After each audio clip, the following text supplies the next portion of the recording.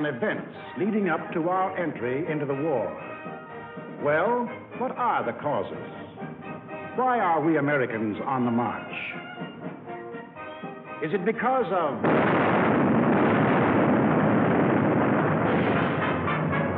Pearl Harbor? Is that why we are fighting?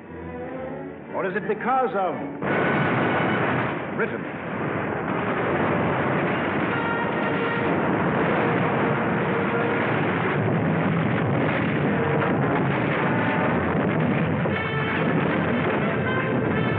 France?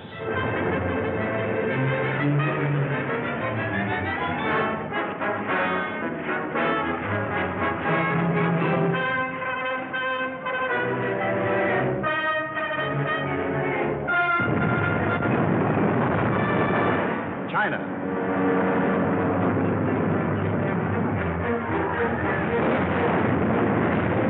Czechoslovakia?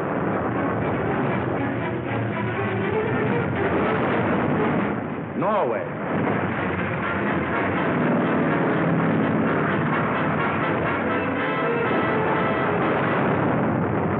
Poland?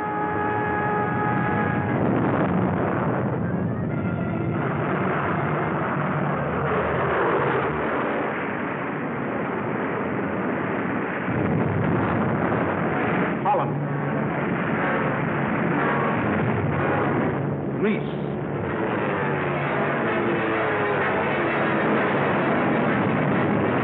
Belgium? Albania? Yugoslavia? Or Russia?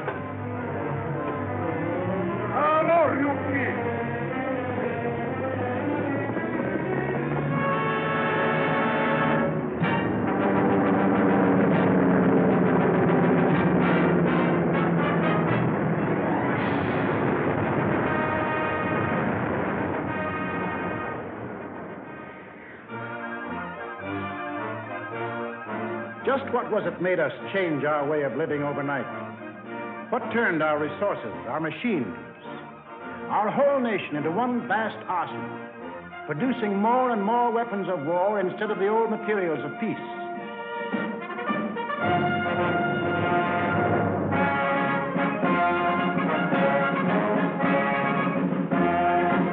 What put us into uniform, ready to engage the enemy on every continent and every ocean?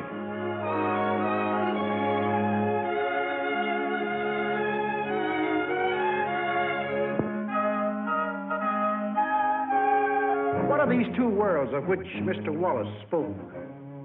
The free and the slave. Let's take the free world first. Our world. How did it become free? Only through a long and unceasing struggle inspired by men of vision. Moses, Muhammad, Confucius,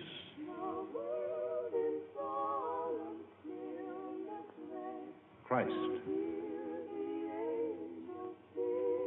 All believed that in the sight of God, all men were created equal. And from that there developed a spirit among men and nations, which is best expressed in our own Declaration of Freedom. We hold these truths to be self-evident, that all men are created equal. It is the cornerstone upon which our nation was built, and the ideal of all the great liberators: Washington, Jefferson, Garibaldi, Lafayette, Kosciuszko, Bolivar, Lincoln. Lighthouses lighting up a dark and foggy world. That government of the people, by the people, for the people, shall not perish from the earth. Fighting, living, dying. For what? For freedom. That for which men have fought since time began. To be free.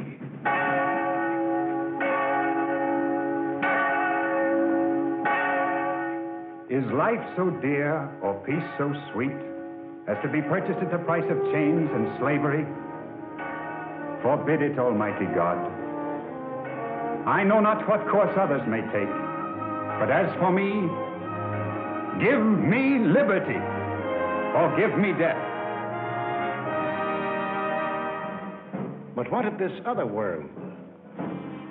Here, men insisted that progress lay in killing freedom. Here, they were putting out the lighthouses, one by one. Here, the march of history was reversing itself. In Italy, it began when an ambitious rabble-rouser set his followers marching on Rome. The country, like every other country after the last war, was torn by political unrest, hard times, unemployment. Two courses were available to the Italian people. They could solve their problems in a free, democratic way, or they could let someone else do the solving for them. They made the tragic mistake of choosing the second course. They put their trust and faith in this one man. They believed he represented them. Actually, he planned to betray them for the selfish interests of himself and the group back of him, just as he had earlier betrayed those who first supported him. In Germany, another and even more forceful demagogue set his followers marching from the Munich beer halls. He too had the sinister opportunity to take advantage of post-war chaos.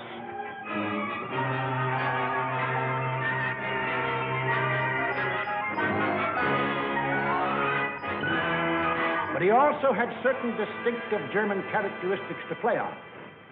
To start with, the Germans have an inborn national love of regimentation and harsh discipline. He could give them that.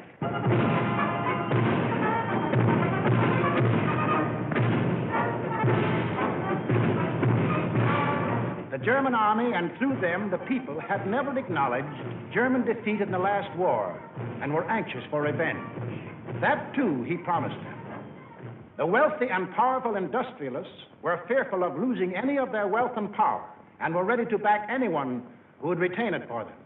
He promised to take care of them, too. This man cunningly played all these ends against the middle and ruthlessly set out to murder the newborn German Republic. In Japan, you'd expect things to be done a little differently. They were. Here, not one man, but a gang disguised their little schemes as the will of the emperor. And to the Japanese people, the emperor is God. Taking advantage of their fanatical worship of the god emperor, it was no great trick to take away what little freedom they had ever known. Yes, in these lands, the people surrendered their liberties and threw away their human dignity.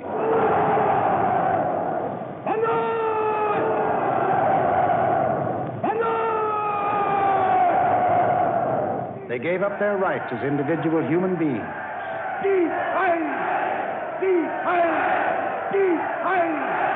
And became a part of a mass, a human herd.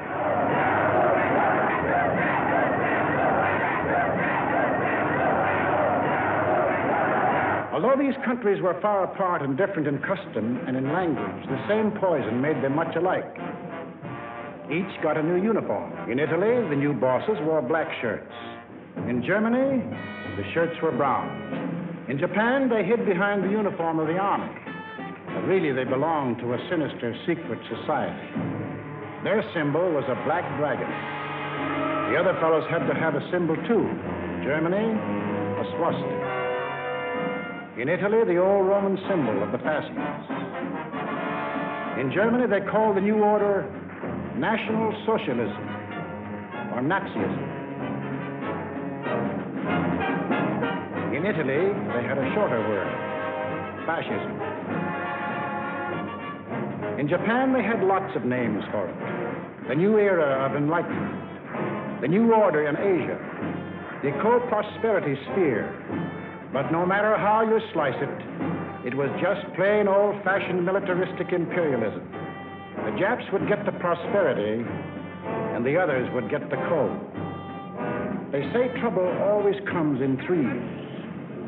Take a good, close look at this trio. Remember these faces. Remember them well. If you ever meet them, don't hesitate. Der eine wahrhaftige Weltmann-Showspotter sein. Und zweitens, Sie wollten, Herr... Stop thinking and follow me, cried Hitler. I will make you masters of the world. And the people answered, Heil!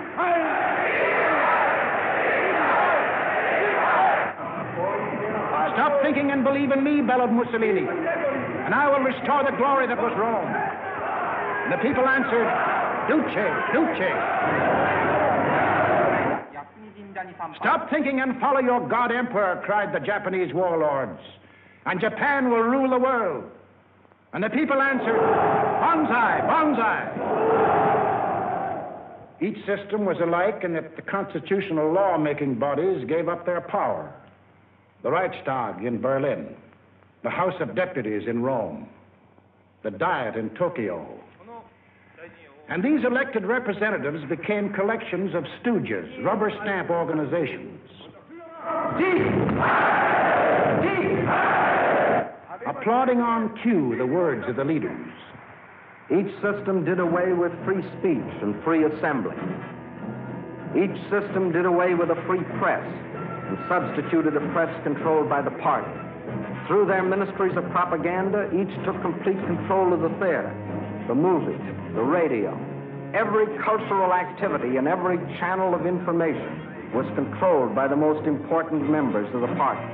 Each did away with free courts and trial by jury, and substituted courts and judges run by the party. Each abolished labor unions and the rights of bargaining for wages. Fertig machen zur Meldung! Achtung! Abteilung 6, 310 mit 13114 beim Grabenbau. Danke. Heil! Heil! Lassen Sie weiterarbeiten. Weiterarbeiten! And under the pretext of patriotism established a system of forced labor. Each enforced its decrees by an army of secret police who held the power of life and death over every individual. And for the few who still believed in freedom and said so, there was a ready answer.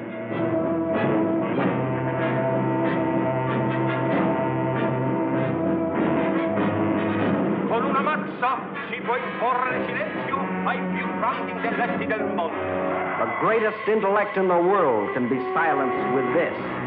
That is an exact translation of the words these black shirts cheer so lustily. Sage nur so viel. Wenn ich das Wort Kultur höre, dann greife ich schon nach meinem Revolver. Whenever I hear anyone mention the word culture, the first thing I do is reach for my gun. Yes, they had the answer. The blackjack and the gun.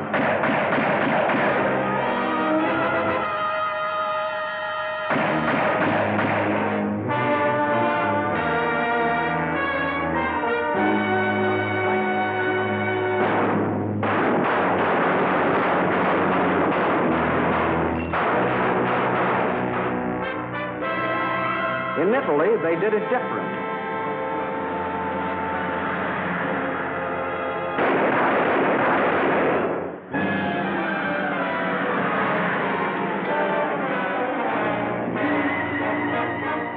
While in Japan,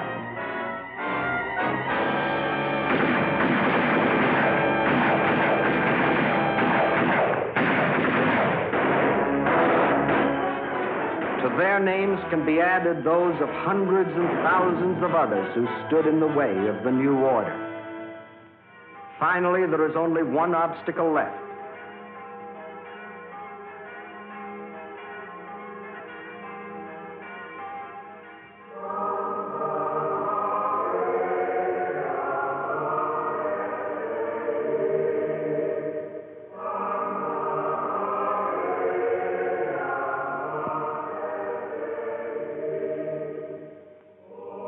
The word of God and the word of Führers cannot be reconciled. Then God must go.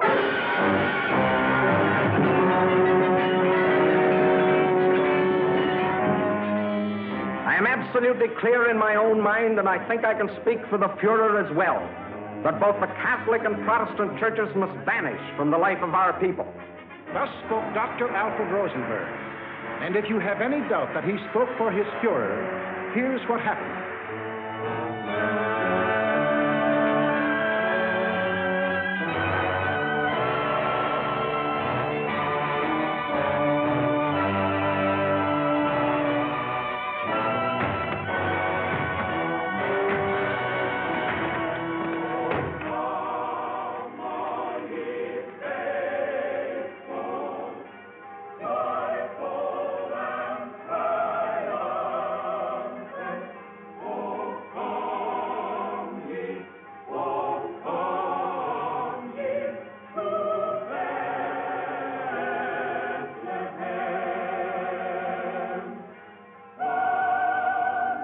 thousands of other men of God, Protestant, Catholic, Jewish, were persecuted, arrested, confined in concentration camps.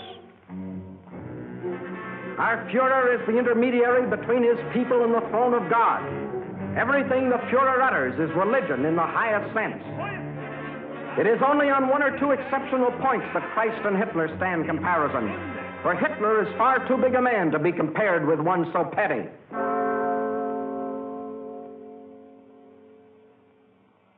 Every day in all German classrooms, Adolf Hitler ist unser Retter, unser Held, der edelste Führer auf der ganzen Welt.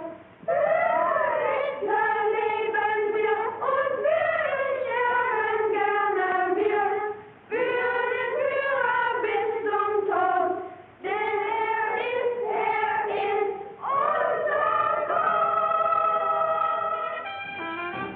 yes, take children from the faith of their fathers and teach them the state is the only church, and the head of the state is the voice of God.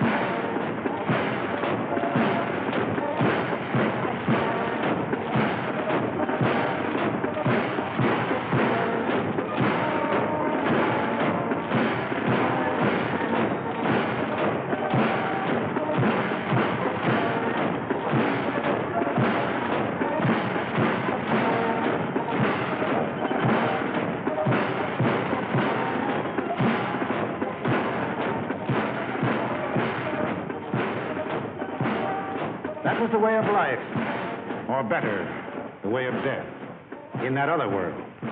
Now, what of our world, the democratic world? What did we want? What did we do about it? First of all, we wanted peace and security. And to prove our sincerity, in 1921, we initiated the Washington Disarmament Conference. This resulted in two vitally important treaties. One, to reduce the size of the British, Japanese, French, Italian, and American fleets. And the other, the Nine-Power Treaty, which guaranteed the integrity of China. And incidentally, one of the powers signing this was Japan. Later on, in 1929, we signed the Kellogg-Briand Pact, which was supposed to abolish war as a means of settling international disputes. This pact was signed by 47 nations, including Germany and Japan. President, I have the honor of handing you the London Naval Treaty. Faithful to our treaty obligations,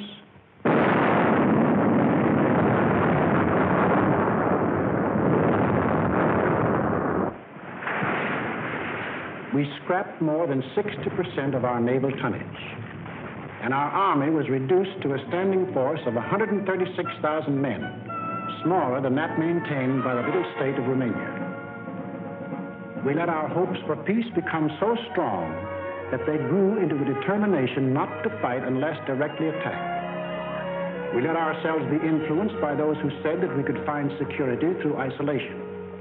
The confusion in our way of thinking is apparent in the slice of public opinion as it appeared in Pathé News in 1939.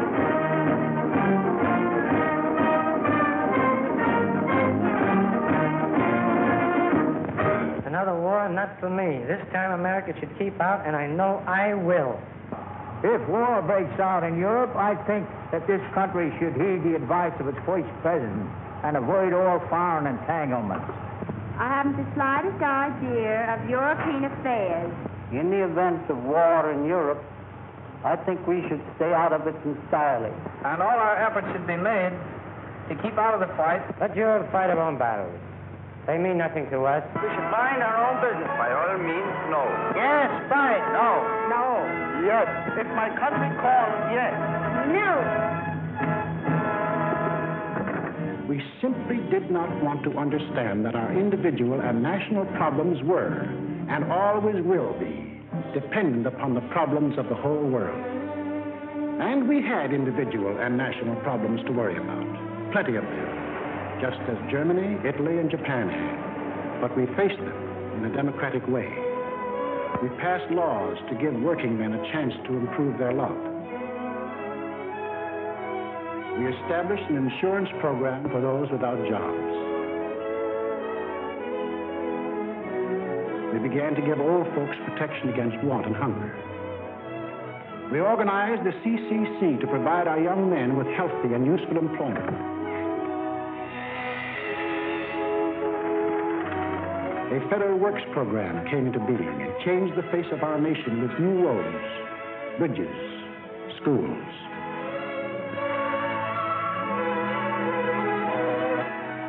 We built great new dams which brought the miracle of electricity to millions of our people.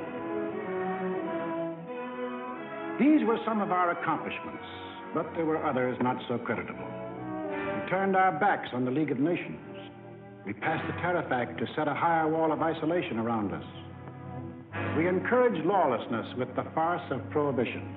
But in spite of these mistakes, we never had a thought of losing our free institutions. John Q. Public still ran the country. He had his choice of voting for Dewey, Wilkie, Roosevelt, or anybody else. In Germany, they had the choice of voting for Hitler, or Hitler.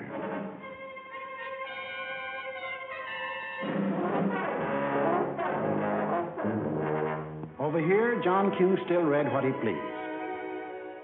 And although he heard of books being burned in other countries, he would have laughed if anyone had told him his books would ever be burned.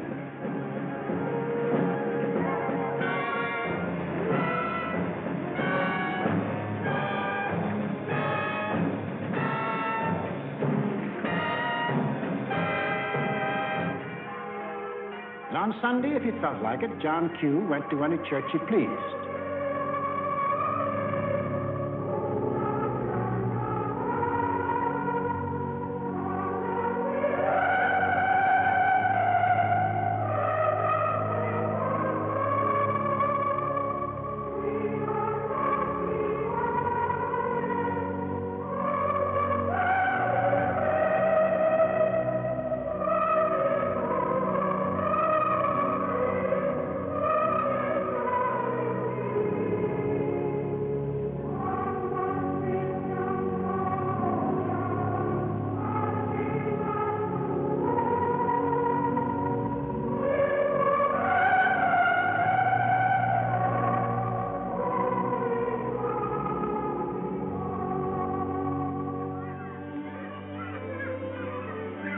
most of all, he got a kick out of seeing his kids grow up.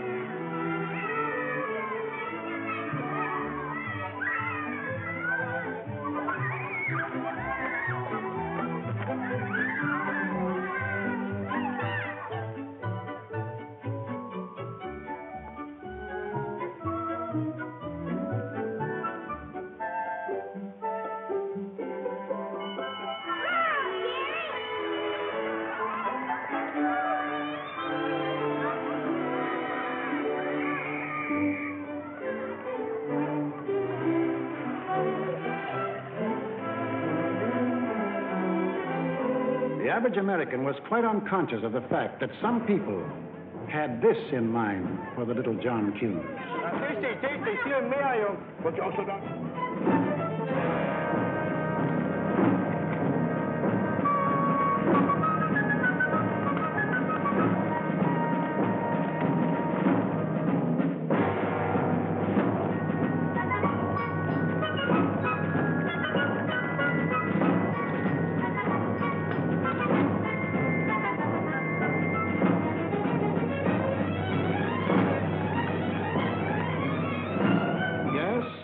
Children were being trained to kill, John Q's kids were giving their pennies to help them have life.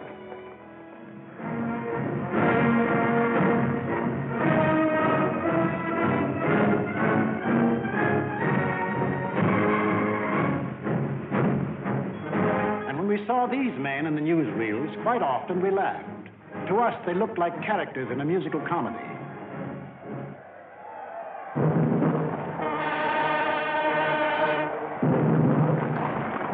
They weren't comic. They weren't funny. They were deadly serious. They were out for world conquest. And what made it doubly serious was that there were 70 million Japanese, 45 million Italians, and 80 million Germans, all hopped up with the same idea. Deutsches Volk hilft dir selbst. Jeder soll helfen. Their leaders told them that they were supermen, Herrenvolk, the Nazis called it. The master race, destined to rule all other peoples on earth. Take a good look at these humorless men. These were to be the rulers of the ruling race. Leben, auch ihr bürgerliches Dasein ist gesichert in diesem nationalsozialistischen Staat. Obey us blindly, and you will attain your rightful place in the world. All other people will be your slaves. That's what they promised them. That Americans, Chinese, Russian, South Americans, all free peoples would work for them and make them rich. And how they ate it up.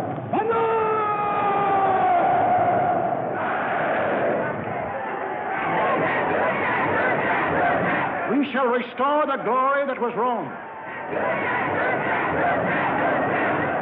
Today we rule Germany. Tomorrow the world. The Pacific is ours. It was inevitable that these countries should gang up on us.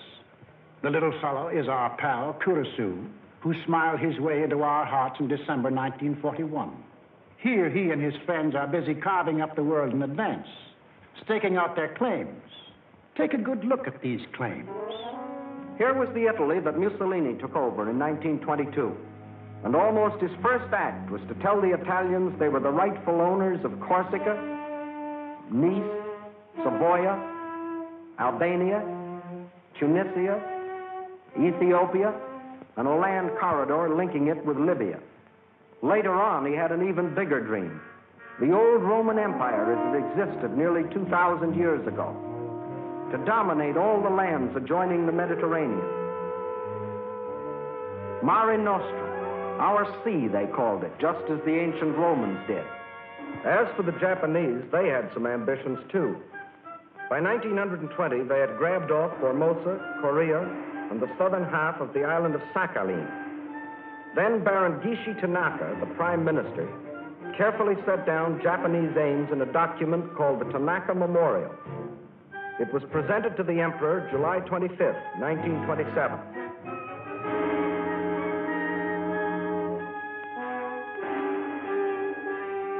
Here was their dream.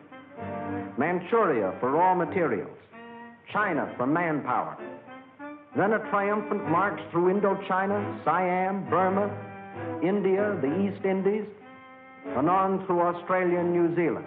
And in the north, all they claimed was that part of Russia east of Lake Baikal. That was to be the new order in Asia. Then the Japs would move eastward to crush the United States and really start their co-prosperity sphere. Now take a look at the fight the Nazis reserved for themselves. Here's the Germany Hitler walked into, and here's what he wanted. First, Europe under his complete political or economic control, leaving Mussolini a share of the loot if he behaved himself. Then the drive to the east, through the rich oil lands of Iran and Iraq, into India. Another push south through Africa. Then from Dakar, jump off to meet the honorary Aryans who were to move in on South America through the Pacific. At the same time, start across from the Scandinavian countries to hook up with his buck-toothed pals coming over from Siberia to join in the conquest of the United States. There it is, gents. All they left us was Shangri-La. And they'd claim that, too, if they knew where it was. And did they think they had a chance? Listen.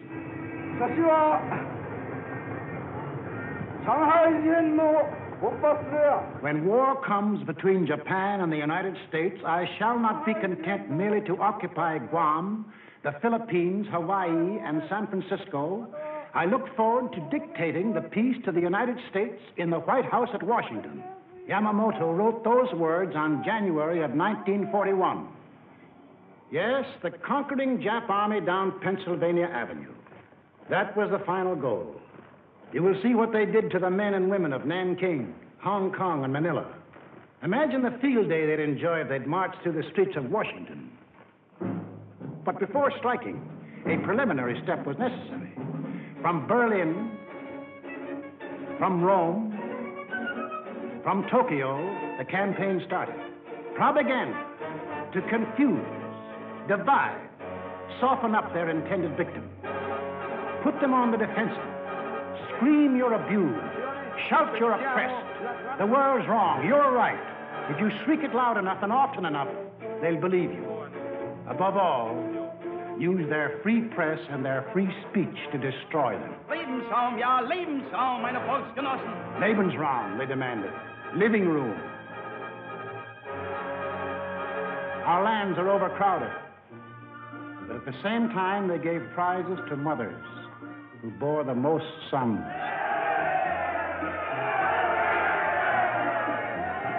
They brought together large groups of young men and young girls for human breeding.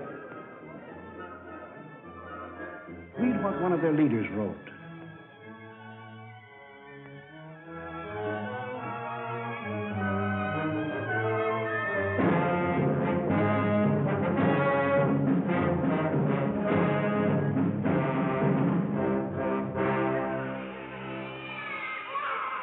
Of course, the children from this assembly line belong to the state to be scientifically trained for conquest.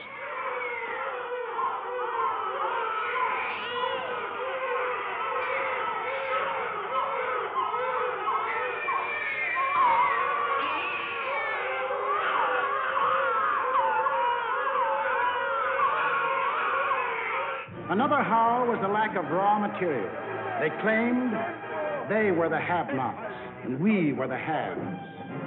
But out of this supposed lack, they built up the greatest war machines the world has ever known. These are the published figures from the German military budget. Actually, between 1933 and 1939, Hitler's program of rearmament cost more than $80 billion. The Nazis alone assembled a striking force of 30 panzer divisions, 70 motorized divisions, 140 infantry divisions, plus the Luftwaffe, the world's largest air force. And they had no raw materials. Think of the bread, the automobiles, the good things of life that the German, Italian, Japanese leaders might have given their people if they had spent this money for peace instead of war. You know what billions we are now spending to match their military force? No. No, these arguments were all smokescreens. When war came, the democracies proved to be the have-nots, and our enemies, the haves. And when war came, where did it come?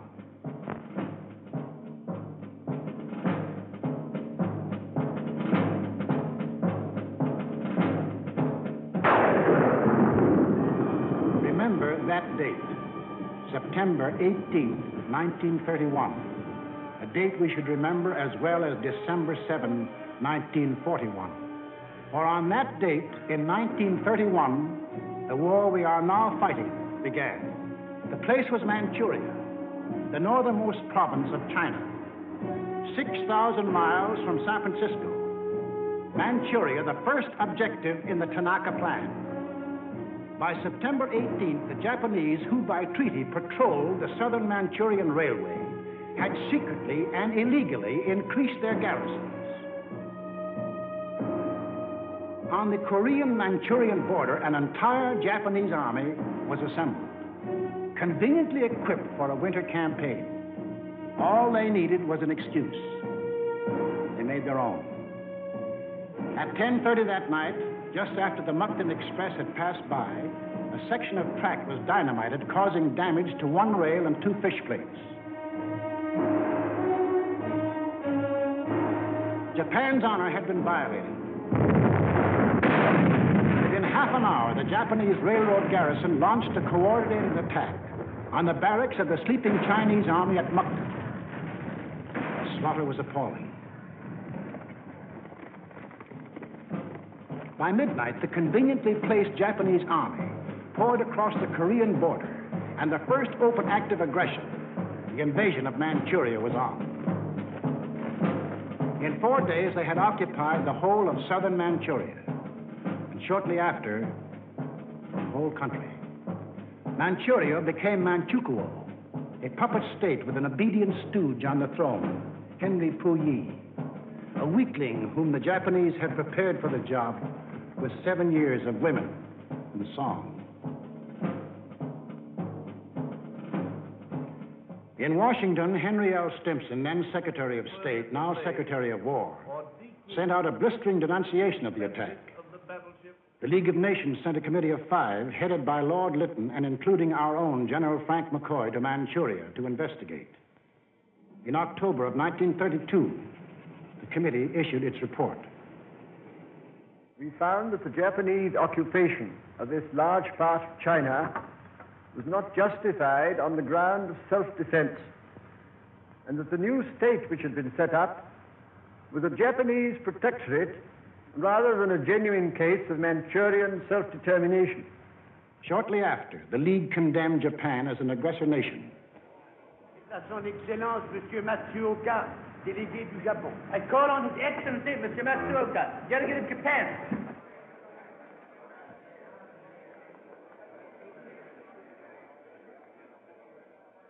It is a matter of common knowledge that Japan's policy is fundamentally inspired by a genuine desire to guarantee peace in the Far East and to contribute to the maintenance of peace throughout the world. Japan, however, finds it impossible to accept the report adopted by the Assembly.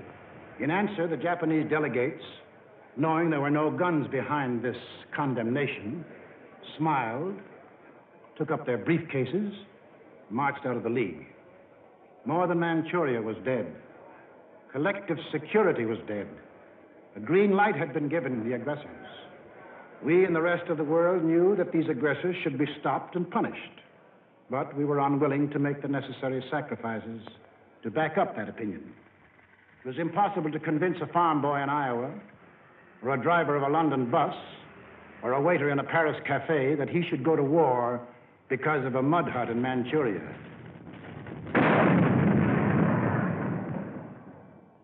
Yet the subsequent course of history makes it clear that that incident, so many miles away, is the reason that you and millions of others are in uniform today. Japs had Manchuria. Phase number 1 of the Tanaka Plan was completed. Phase number 2, the conquest of China.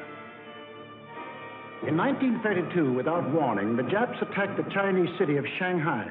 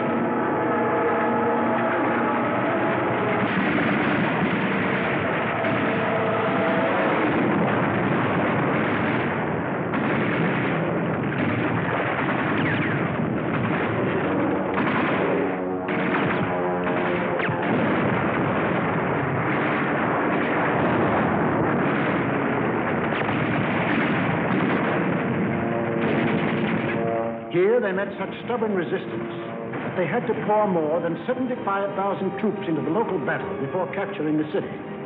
This resistance made them decide to shift their campaign to the north, and in 1933 they added the province of Yeho to Manchuria.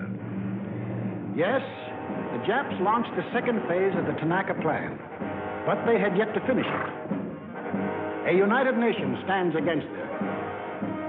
Under the inspired leadership of General Chiang Kai-shek, the Chinese people fought and still fight on. Meantime, what of Japan's partners? What helpless people were they planning to bomb, slaughter, drive into slavery?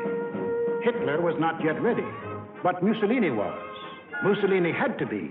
His people were growing restless. Fascism hadn't produced the heaven on earth that he had promised them. So he pulled the old trick of launching a foreign war to divert attention from troubles at home.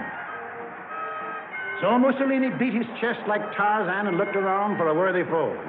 He found one, Ethiopia. A good country for the beginning of a glorious empire. Its army had no machine guns.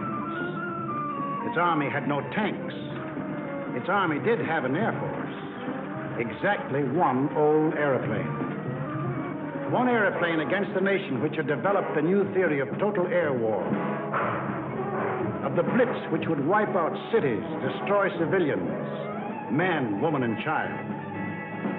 In October of 1935, following the Japanese example, an incident was provoked at the little settlement of Wall near the border of Ethiopia and Italian Somaliland. Italy's honor had been violated. Refusing any arbitration, Mussolini moved the whole might of his army through the Suez Canal to overrun the undefended country. Ethiopia's emperor, Haile Selassie, appeared before the League of Nations.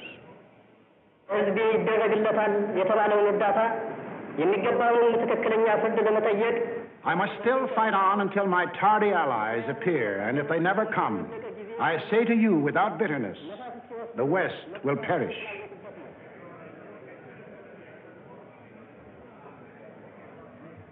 Members of the League half-heartedly stopped trading with Italy, but refused the only thing that will stop any aggressor, force. Ethiopia was left to herself. Native leaders came to pledge their allegiance.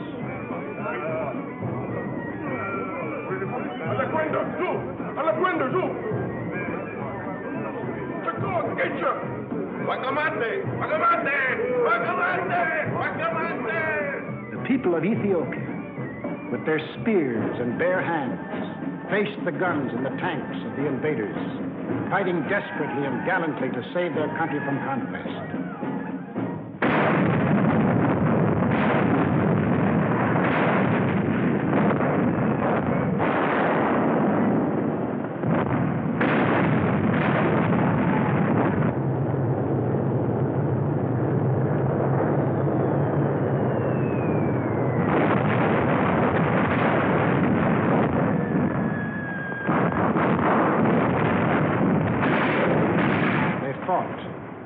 They died.